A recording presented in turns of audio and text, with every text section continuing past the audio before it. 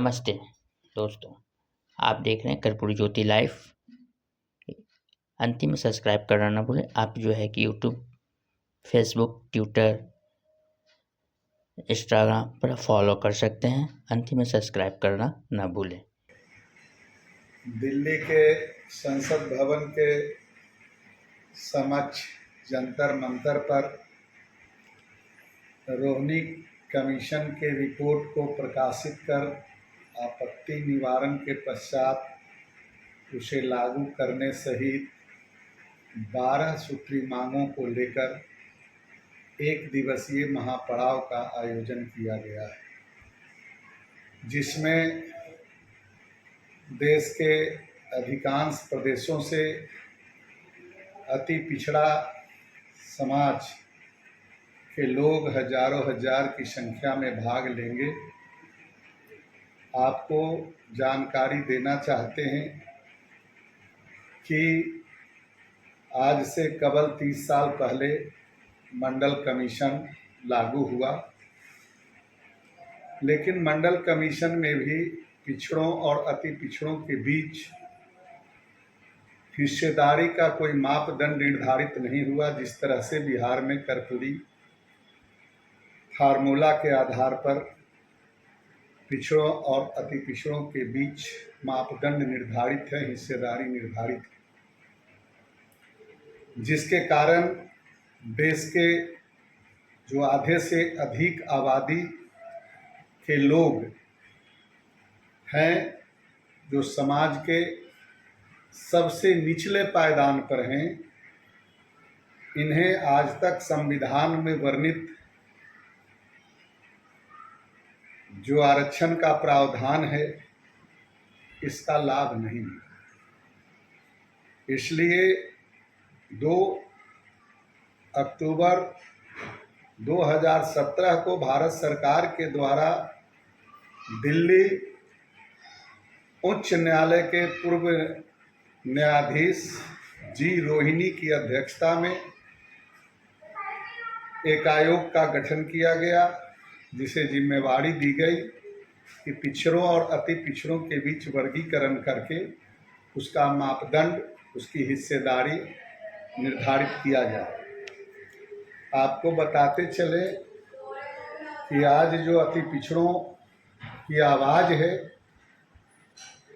सारे दल पार्टी के लोग सिर्फ उसका इस्तेमाल करते हैं, लेकिन उसका जुबान कोई नहीं बनते, उसका हिस्सेदारी कोई नहीं दिलाता। वो तो राष्ट्रपति के टेबल तक पहुंच चुका है रोहिणी आयोग कमीशन का जो है सिफारिश। यही हम बता रहे हैं कि राष्ट्रपति जी के टेबल तक पहुंचने के पहले आयोग बने हुए जो हुआ, और उसके बाद 13 बार एक्सटेंशन किया गया, और तब बिहार की धरती से ही अखिल भारतीय अति पिछड़ा आरक्षण मंच के द्वारा लड़ाई का शुरुआत किया गया। बिहार विधानसभा के समक्ष और संसद भवन के समक्ष भी धरना प्रदर्शन किया गया, लिखा पढ़ी की गई, आवाज़ बुलंद किया गया। फलस्वरूप वह 13वां के बाद 14वां एक्सटेंशन नहीं हुआ। ये मुझे खुशी है, और राष्ट्रपति जी को रिपोर्ट सौंपा गया, लेकिन अभी तक वह रिपोर्ट पटल पर नहीं आया, प्रकाशित नहीं हुआ। किसको कितना कोई आपत्ति का कोई सुझाव अभी तक नहीं मांगा गया, क्या उसमें है नहीं है। इसलिए अखिल भारतीय अति पिछड़ा अधिकार मंच के तत्वाधान में 7 राष्ट्रीय स्तर के जो अति पिछड़ों का नेतृत्व करने वाला संगठन है, उसके तत्वाधान में संसद भवन के समक्ष एक दिवसीय महापड़ाव का आयोजन है। इसकी बड़े पैमाने पर तैयारी चल रही है। जम्मू कश्मीर से लेकर के केरला तक, आंध्र प्रदेश, पंजाब, हरियाणा, बिहार, झारखंड तो आप देख ही रहे हैं, उत्तर प्रदेश, ये सभी, मध्य प्रदेश, सभी प्रदेशों से लोगों का, अति पिछड़ों का आवाज़ वहाँ पहुँचेगा, धरना प्रदर्शन होगा। यही कार्यक्रम है और यह लड़ाई आगे चलेगी जब तक सरकार उसको प्रकाशित नहीं करती, आपत्ति और सुझाव नहीं मांगते और उसके उपरांत निवारण के उपरांत उसको लागू करने का है। और उसके साथ 1 दर्जन डिमांड है जिसमें जातीय जनगणना भी शामिल है।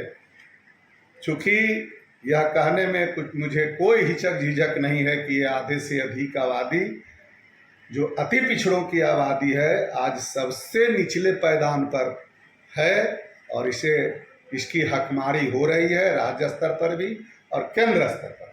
12 सूत्री मांगों में प्रमुख मांगे क्या क्या है? 12 सूत्री मांग में रोहिणी कमीशन से ही संबंधित 3 डिमांड है उसमें, और फिर जातीय जनगणना है, लोकसभा, विधानसभा, राज्यसभा, विधान परिषद और नगर निकाय में आबादी के अनुपात में सबको सीट देने का डिमांड है। जो देश में जुडिशियल सिस्टम है उस सिस्टम में भी सभी को आबादी के अनुसार ये जो कॉलेजियन सिस्टम चल रहा है जिसमें कुछ घरानों को छोड़ करके किसी को न्यायपालिका में प्रतिनिधित्व नहीं है और इसको इस तरह से दबाया जाता है कि न्यायपालिका के खिलाफ नहीं बोलिए। हम यह गर्व से कहना चाहते हैं कि ये कुछ इस तरह के लोग हैं जो जानबूझ के न्यायपालिका का भय दिखला करके और जनता के सही आवाज को दबाना चाहते हैं। यह सही आवाज ये चंद मुट्ठी भर लोग जो न्यायपालिका का दिखलाते हैं। न्यायपालिका भी, हमारा कहना है कि न्यायपालिका भी भारत के संविधान में वर्णित अधिकार के तहत है और न्यायपालिका अगर गलत करता है तो जनता को अधिकार है विरोध करने का।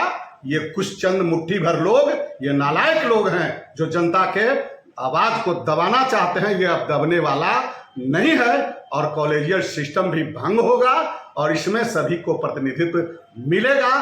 तभी न्यायपालिका भी सही ढंग से चलेगा, कार्यपालिका भी सही ढंग से चलेगा, मीडिया में भी सभी लोगों को प्रतिनिधित्व होना चाहिए।